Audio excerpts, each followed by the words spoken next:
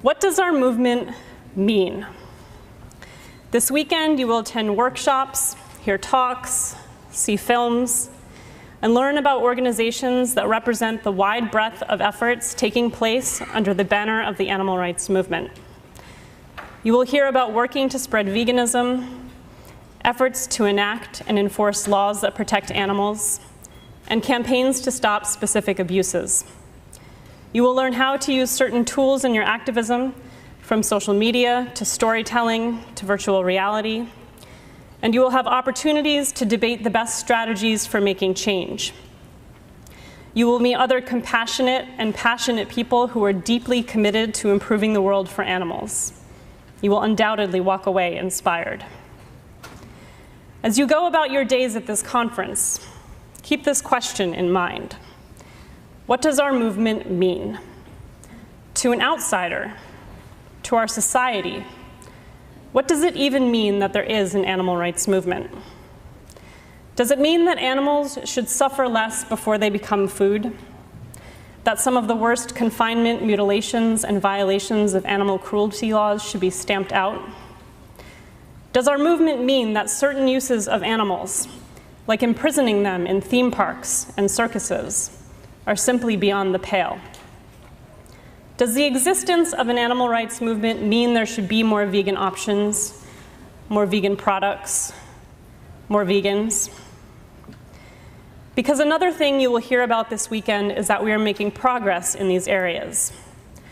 I've been doing animal rights activism for 2 decades, and in that time we have achieved many of the goals that seemed so out of reach when I first joined this movement. The term factory farming is widely understood, and the practice is widely condemned. There is growing awareness that producing dairy and eggs involves at least as much suffering as producing meat. We are enacting animal welfare legislation and forcing other policy changes to stop some of the worst practices.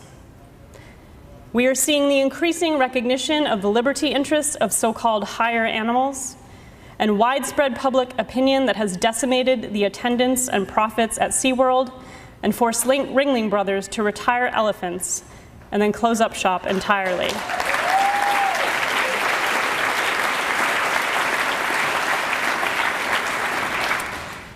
I became a vegan 21 years ago this month, and for my first several years, I met few people who even knew what the word meant.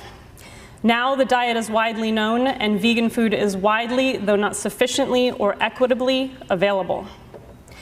And public discourse about animal issues is growing.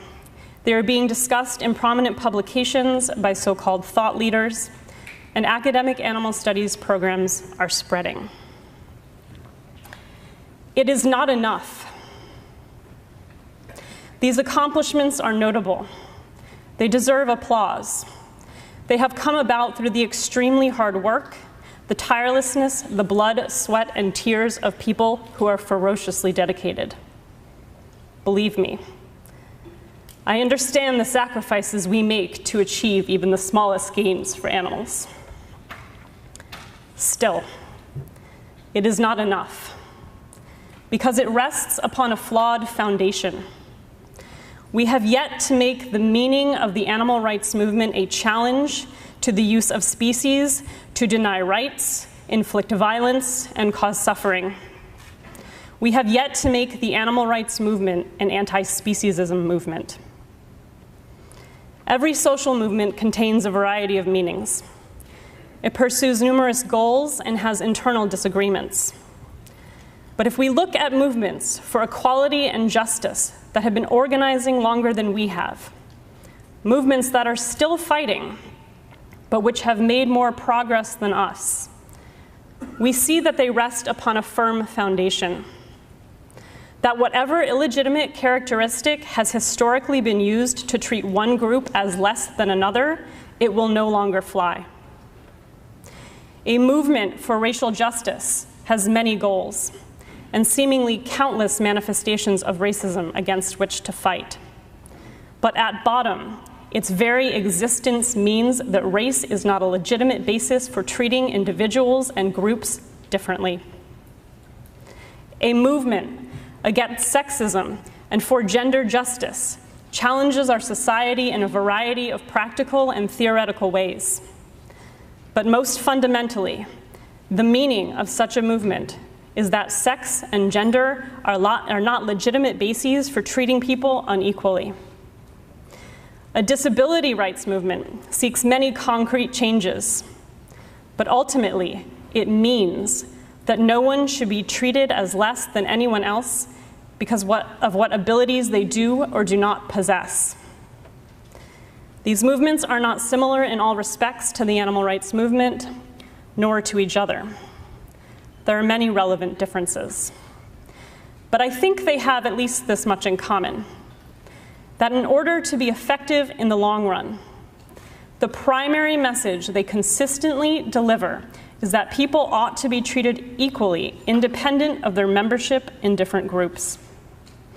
Whatever concrete goals and conceptual changes these movements seek, whatever systems of power we must continue to tear down to actually create a world in which people are not treated unequally for these reasons, the demand for equality is clear. The animal rights movement has yet to do this, to make the foundational meaning of our movement opposition to speciesism and a challenge to human supremacy. To be clear, I am not saying there should be no more welfare campaigns, no more meat reduction efforts, no more vegan outreach, no more short-term goals. Other movements have benefited from incremental gains and moderate efforts, and so can we. And on the road to animal liberation, we must make as many reforms as possible to help animals who are suffering right now. And I believe in a pluralistic movement, that moderate and radical efforts can complement each other. Rather, I am talking about the center of gravity in our movement. Right now, our moderate efforts are the primary idea people associate with animal rights. The primary meaning of the so-called animal rights movement is animal welfare, and this needs to shift. The primary ideas associated with our movement should be the stronger ones, not the moderate ones.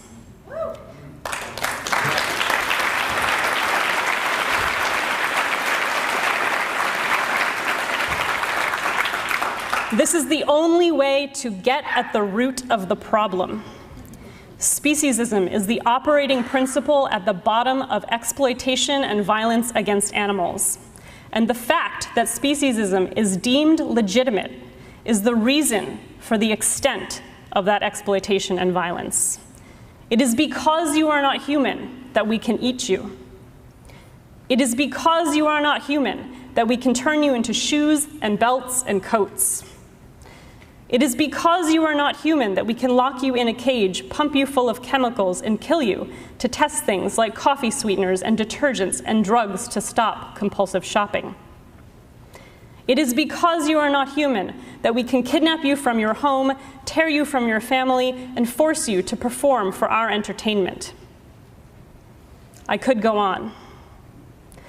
And of course, being a member of the human species is hardly a guarantee against violence, exploitation, and oppression.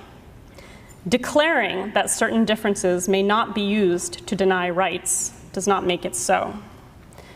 But failing to declare it guarantees that it will never be so.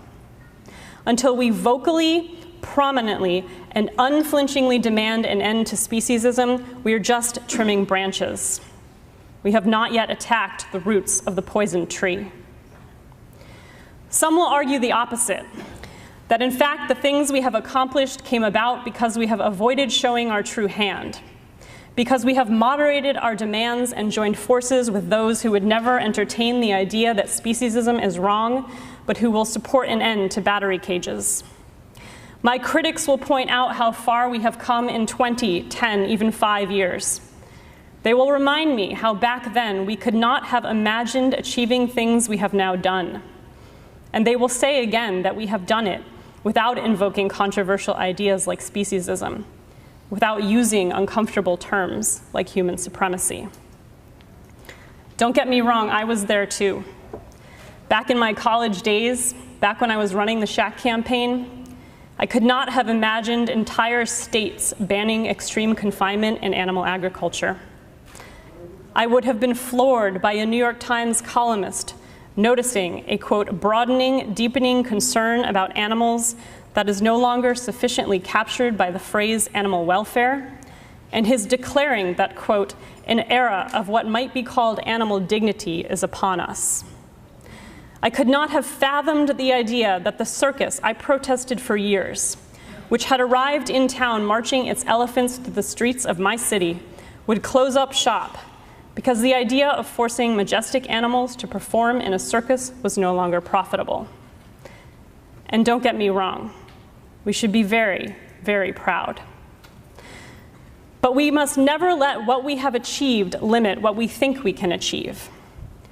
We must never let looking back on our successes limit our imagined goals for the future. Yes, we should remember that 20, 10, 5 years ago, we could not have envisioned what we have now achieved. And that should tell us not to limit our vision now. And the truth is, we don't know. We don't know what it would mean for our movement to truly stand for an end to exploitation and violence on the basis of species, because we have yet to turn the growing groundswell of concern for animals in that direction. At first, it may look like the wrong turn. Make no mistake, when we finally speak up in a way that challenges a norm that runs so deep, that pervades our society at every level, that structures our entire world, we will get flack. Whenever we do it, whether it is tomorrow, as I am calling for, or whether it takes another 10 years, when our movement finally speaks up for animals in this way, we will be dismissed, we will be ridiculed, we will be subjected to one of the most powerful policers of behavior there is, social condemnation. And it will make us feel like we should stop. We will take those initial reactions, the immediate feedback we get from our activism, as a sign that what we are doing is counterproductive. But this too must be part of our vision.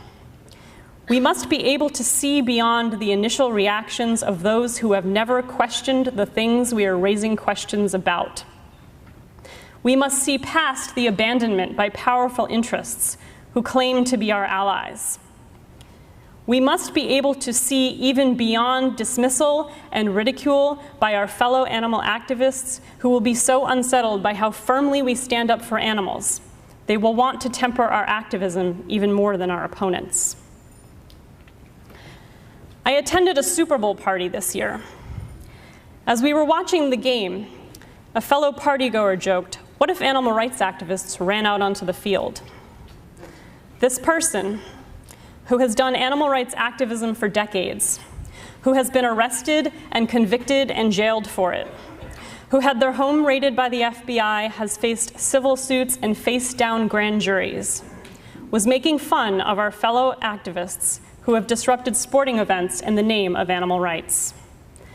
Everyone else at the party, also vegans and animal rights activists, laughed.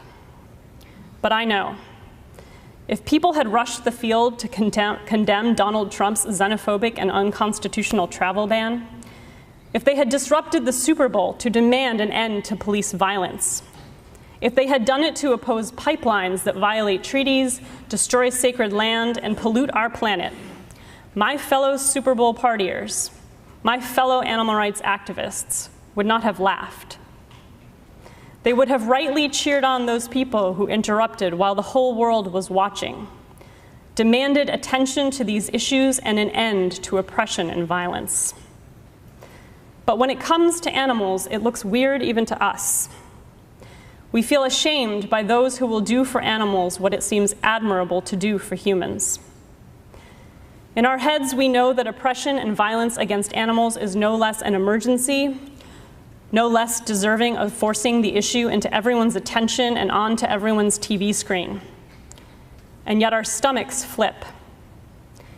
It makes many of us uncomfortable to see people acting like it. We have trouble seeing beyond the water we are swimming in, that we are affected by the very biases we are trying to challenge. It is as though we are saying, because you are not human, we will not rush the field for you. In the course of writing this talk, I thought a lot about why I'm up here. Why the organizers of this conference felt I was a fitting person to fill a top speaking slot. And I think it's because we want to see people who have been knocked down due to their activism and have gotten back up and kept fighting. We want to hear from people who are bloodied but unbowed.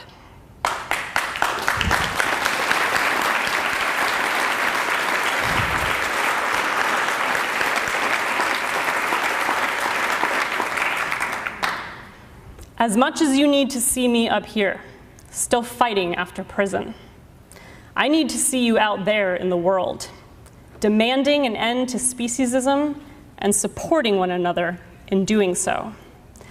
Because I do not always speak up strongly for animals.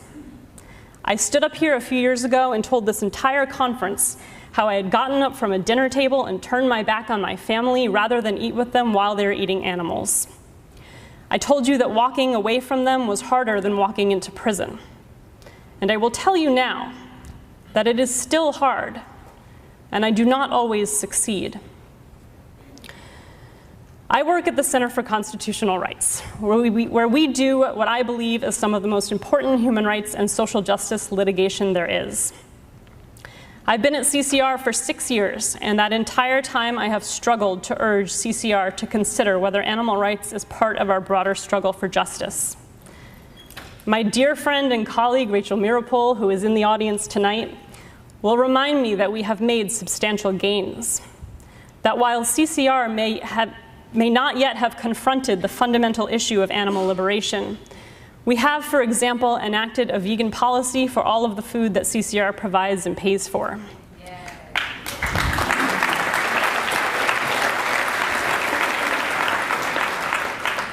But even while Rachel is talking me out of my exaggerated sense of failure, she will concede that I have most often bit my tongue when something at work sets me on fire for animals. And I did not speak up at the Super Bowl party.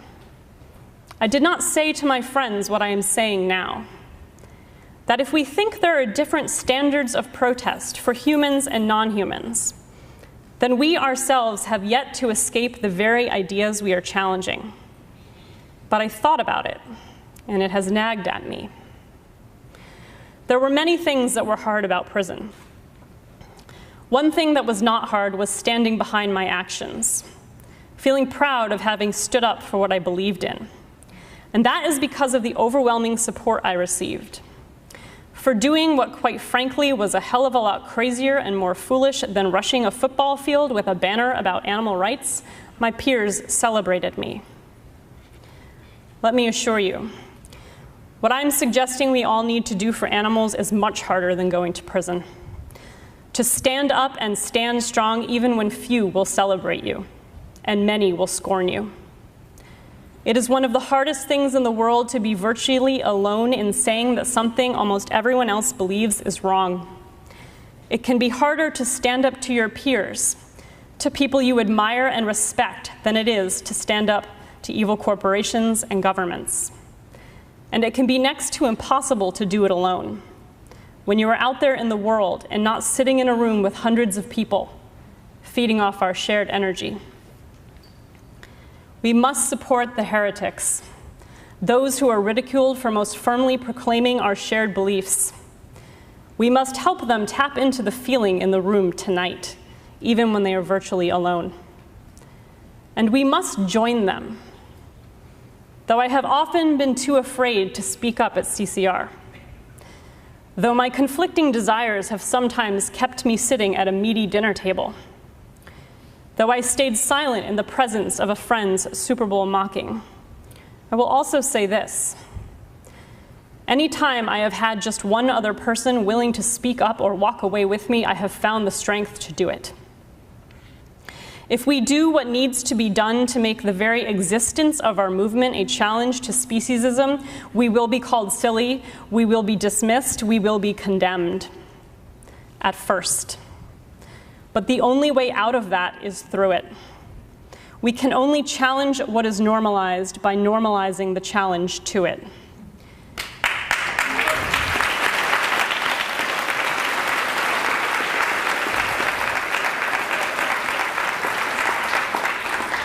Many of us have had the experience of being written off as a caricature. This reflects that we are still, relatively speaking, in the early days of our movement. But the way to push forward is not to back off when we are written off. It is to continue to deliver the message until we cannot be written off. There will not come a time when people are ready to hear it. That is not a time you wait for. It is a moment you create. Another thing you are likely to hear this weekend is that we are winning. We are not winning. And truly, no disrespect to those speaking on various We're Winning panels this weekend. We are indeed setting campaign goals, and we are achieving them. But I mean something different by winning. We are winning when the status quo must defend its position, when the point over which we are arguing is the fundamental one. We are winning when we create an actual debate over whether we can continue to eat, wear, test on, capture, confine, breed, mutilate, slaughter, and destroy the habitats of billions simply because they were not born into our species. The subtitle of this panel is Inspiring Messages for Our Movement. And I do not mean to uninspire you when I say that it is not enough, or when I say that we are not winning.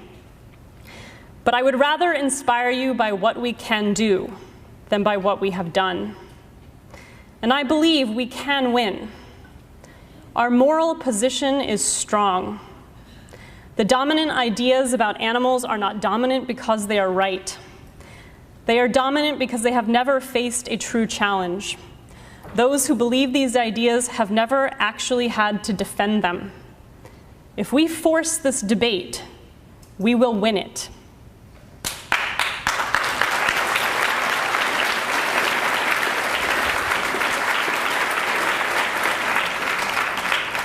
No doubt the industry hacks in the audience tonight will warn in their publications that I am up here touting crazy ideas like speciesism, tossing around extremist terms like human supremacy. Please, prove them right. The next time I ask, what does our movement mean? Let the answer be that speciesism is wrong, and we will end it. Thank you.